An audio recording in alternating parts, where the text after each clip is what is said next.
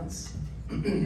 It's important that we are able to get our messages out to the community, and you're all going to be very instrumental in doing that for us. So I appreciate you guys coming to hear our positions. So just a little about myself. My name's Guy McAninch. No one ever says that right, so you can just call me Guy forever. I don't care.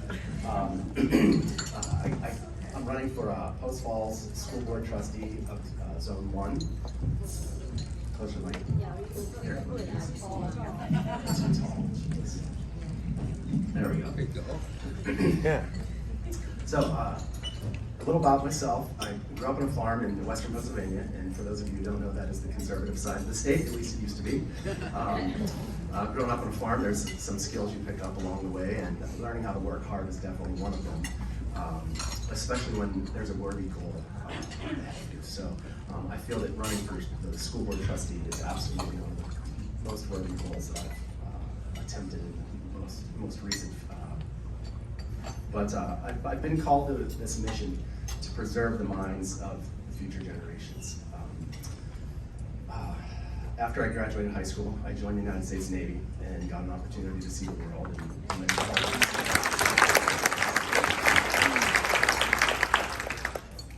After having that opportunity to experience the cultures from around the world, it really made me appreciate how awesome America is. The opportunities that were provided and the freedoms that we have all grown to love and cherish are very unique to the world, and it really breaks my heart to see the attack that's been headed towards our country, and I think it's not just coming from abroad, but it's also coming from within. And this attack has sadly made it to our schools decades ago, and it's just been continuing to get worse. And so that's really one of the main motivations for me to step up and help our future generations, because we need to preserve the nation that we all grow to love. After I got out of the military, I obtained my doctorate of chiropractic from Sherman College, and I've been in private practice for about 20 years now. So I moved to Post Falls in 2007, so during the 14 years of being a Post Falls resident, I met my wife, Tammy, and we've been blessed with 4 biological children. And during those 14 years, I really focused a lot of my volunteering efforts towards helping children achieve their best. I volunteered for different youth ministries and the Department of Corrections. I did a mentoring program for them for a while. But my passion has always been helping children achieve more. And so I think this just kind of, that has all been grooming me for this current role that I'm trying to attain.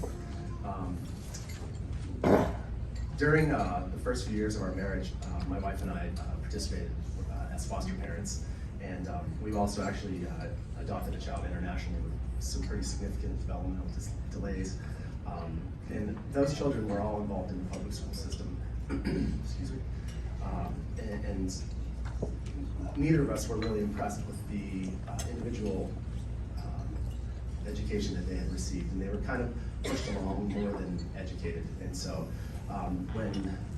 as our bonus kids have kind of moved on to adulthood, and our younger biological children are approaching school age, my wife and I had some pretty thoughtful discussions about how to best raise our kids. And so we've opted to homeschool our children. We decided to do that for a few reasons.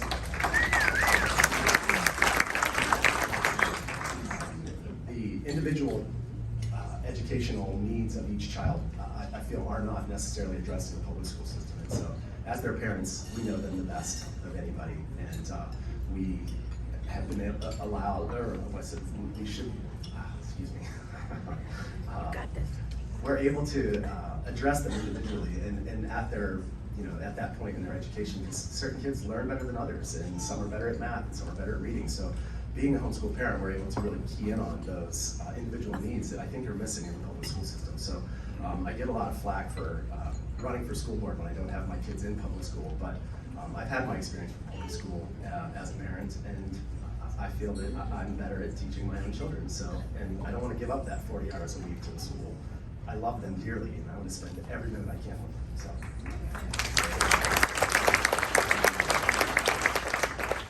So I've been dedicated toward helping children achieve the best that they can, and I just really feel like the dedication really isn't present in the public education system. So as our nation has kind of evolved over the last couple of generations, our educational standards have declined pretty significantly.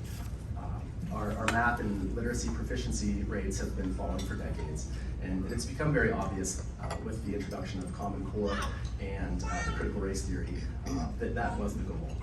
And Rush Limbaugh, he always used to say, that it was the dumbing down of society, and it absolutely is what's happening. It's intentional, and we need to stop it.